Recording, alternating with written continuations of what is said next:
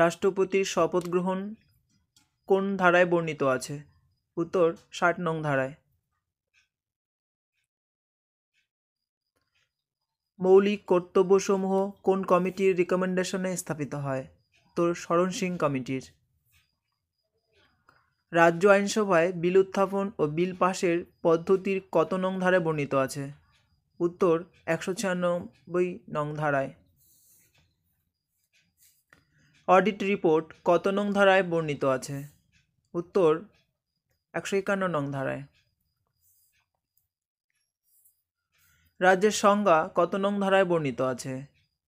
উত্তর 152 নং ধারায়।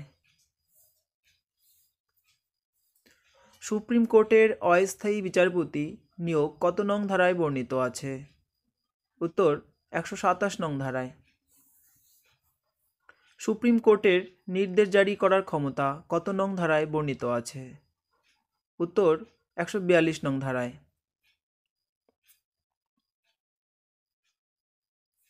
অর্থ বিলের সংজ্ঞা কত নং ধারায় বর্ণিত আছে? উত্তর 110 নং ধারায়। কেন্দ্রীয় বাজেট কত নং ধারায় বর্ণিত আছে? উত্তর 112 নং ধারায়। ভারতে একজন অ্যাটর্নি জেনারেলের উপস্থিতি ও তার দায়িত্ব কত নং ধারায় বর্ণিত আছে? উত্তর 76 নং ধারায়। নির্দেশমূলক নীতির প্রয়োগ কত নং ধারায় বর্ণিত আছে? উত্তর 37 নং ধারায়। রাষ্ট্রের সংজ্ঞা বর্ণিত আছে কত নং ধারায়? উত্তর 36 নং ধারায়। জীবন ও ব্যক্তি স্বাধীনতা রক্ষা কত নং ধারায় বর্ণিত আছে? উত্তর 21 নং ধারায়। 1954 সালে কোন ধারাটি সংবিধানে যুক্ত হয়েছিল?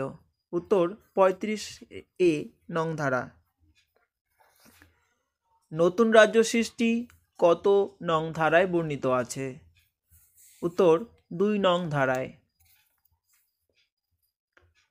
আইনের দৃষ্টিতে সকলে সমান কত নং ধারায় বর্ণিত আছে? উত্তর 14 নং ধারায়।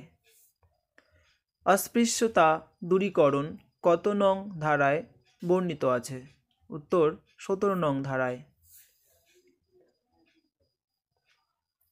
14 বছরের কম বয়সী শিশুদের কলকারখানা, খনি অথবা অন্য কোনো বিপজ্জনক কাজে নিয়োগ নিষিদ্ধকরণ কত নং ধারায় বর্ণিত আছে?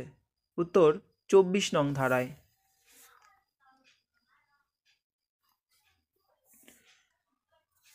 জুডিশিয়াল রিভিউ কত নং ধারায় বর্ণিত আছে? উত্তর 13 নং ধারায়। ধর্মীয় স্বাধীনতার অধিকার কত নং ধারায় বর্ণিত আছে? উত্তর 25 থেকে 28 নং ধারায়।